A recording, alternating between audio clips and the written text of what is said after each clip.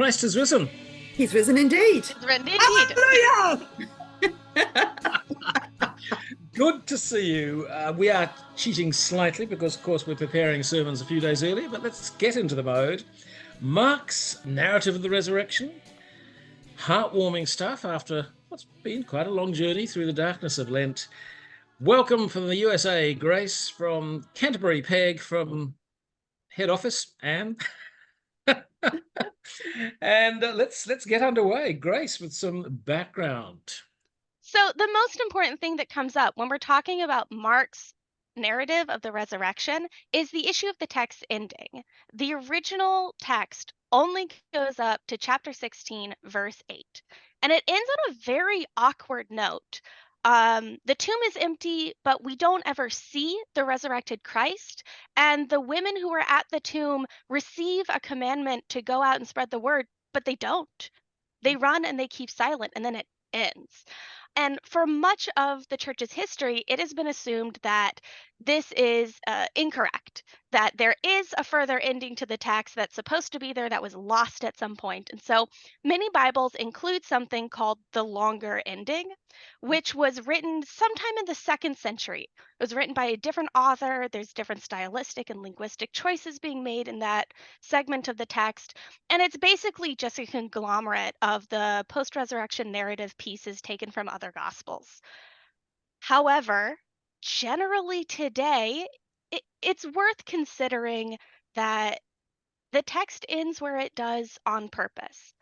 And the fact that it seems odd to us is not necessarily a sign that it is incorrect. Mark was also the very first gospel narrative written, and so there wasn't necessarily a standard yet for how the story was supposed to be told. So what we are seeing is not a bug, but a feature. That's nice. So I think it was Ched Myers in Binding the Strong Man who first alerted me to the idea that this sudden ending of Mark was the correct one. And we'll see what we do with that, because I think it's a profound ending in many ways. Let's see what Anne has to say about the challenges involved in this passage. Well, reading it through this time, what struck me was, what were the women afraid of? I think we're often used to thinking of the disciples gathered in the upper room who are afraid of the authorities. But obviously that's not what these women are afraid of. They're terrified at the power of God. They're terrified at what they know can't happen suddenly happening. So really at their understanding of all the fundamental realities of life being undermined, everything being turned upside down. Perhaps at the realization that God is God, beyond our imaginings, beyond our control, not tame. So even though the news that they're told is overwhelmingly good, the reality of it is, I think, initially just overwhelming. And so the challenge, I guess, is perhaps we do tend to play with our toy God rather a lot. And so the challenge is to face, as well as we can, a reality which could be overwhelming.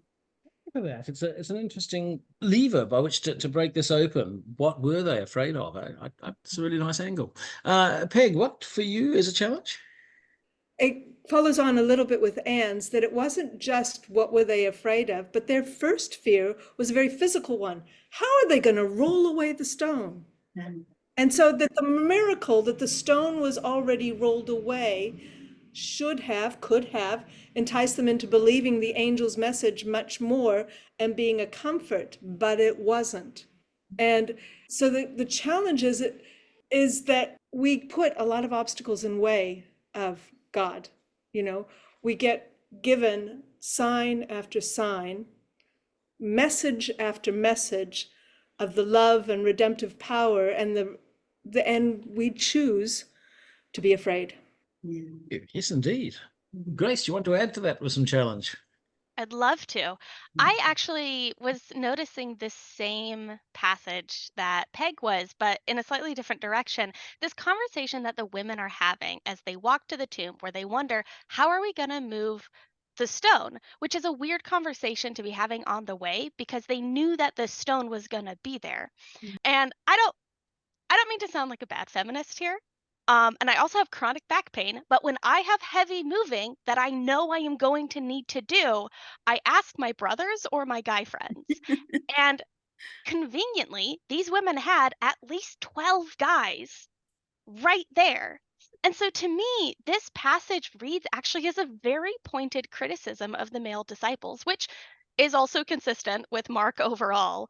But these women are going to do this task, and you can sort of imagine Mary looking at the camera going, gee, wish someone were here to help. And I think about this as a challenge to the way that we approach the narrative of the women at the tomb, because I think oftentimes it gets sort of hand waved away as they were doing women's work. It was a coincidence that the women were the first one there because embalming was it was a girl's job. But it wasn't a coincidence. There were supposed to be some guys there too to help out, and they didn't go. Ow. Right, thank you for Yeah. that, I think. You're not, So you're not feeling outnumbered here, are you, Mike? I'm very feeling outnumbered indeed. And it's a good thing and consistent with that kind of message that actually, no, the guys are not the front runners. And let's see if that in itself is good news. But Peg, let's go to you now and see where you look for good news. Well, it is the good news for me that it was Mary, the mother of Jesus, who was the first to know that God would become incarnate. And it's women at the tomb that are first to know that he is risen. That doesn't mean women are better, but I am astonished, and it's wonderment that women get all these momentous, incredible moments in God's love coming into the world. And yet we've had such a hard struggle being heard, being believed. And I can understand why the women would run off terrified if whom they have to tell this message to is those guys, those jerks who didn't even turn up at the tomb. Yeah, indeed. The message is, the good news for me is that women were there. Yeah, thank you. Grace? Yeah, I mean, Peg's taken all of my lines here.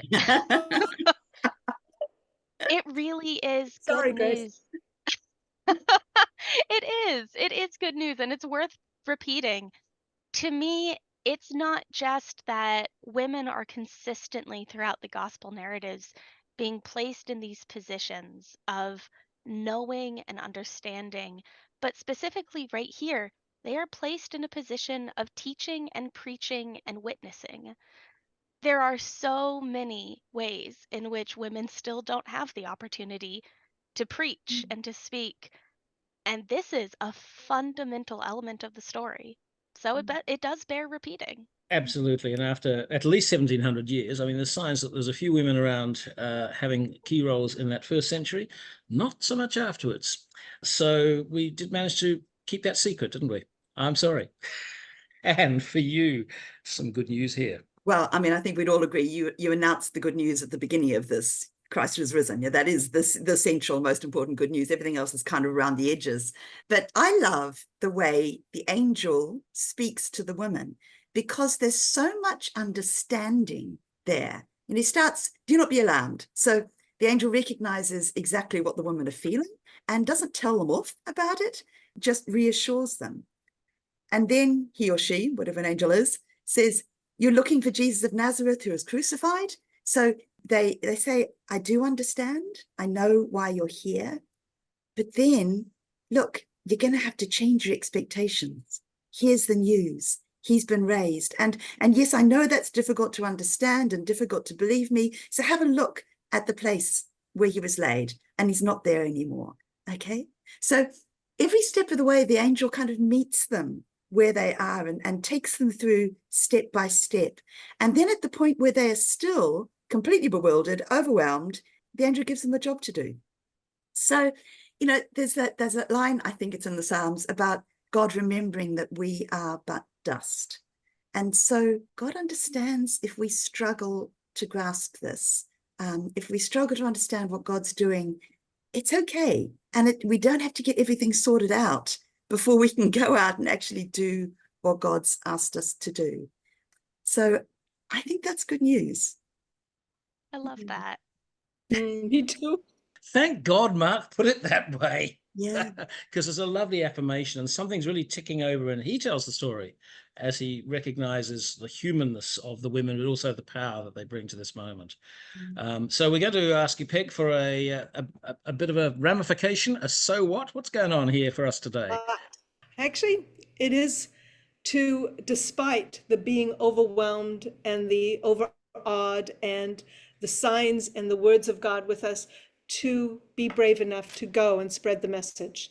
That it is what we have to tell, what we have to share, and to talk about it. To be God's love in the world for others. And that may be to say, isn't this great?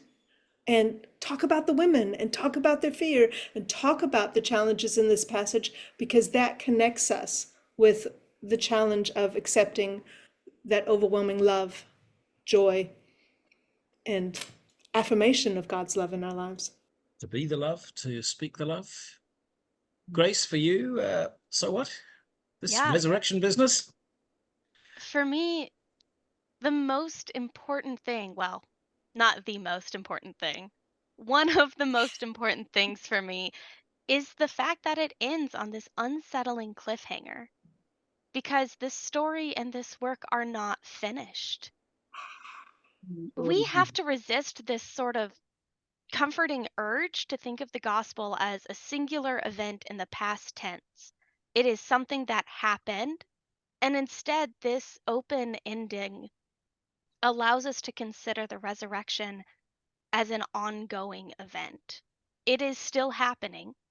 We are still scared. We are still called to speak, to preach, to witness, to speak truth to power. The tomb is still empty, and we're not quite sure yet. We think we are sometimes, but we're not. Anne, Easter, resurrection. Yeah. I think the so what is, don't be afraid to embrace the weirdness and the wonder of the story. I think it was Tom Holland, that historian, who has recently been trying to encourage the church to embrace its weirdness, not to try to play everything down so that it becomes all very rational and sensible and relevant, but to say, okay, this is weird, but it is wonderful.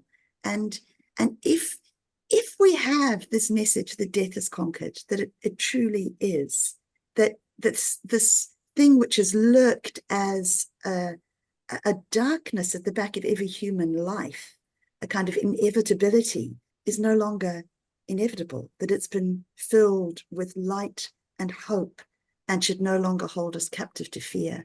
I mean, there is no more amazing message. And so don't be afraid, just embrace the weirdness of it all. Embrace the weird. That's going to be Happy my Easter. tagline. Yes, that's absolutely. Happy Easter to you all, to those that you worship with, and to your family and loved ones. This is a wonderful experience in breaking open the Word. Grace, Peg, Anne, thank you.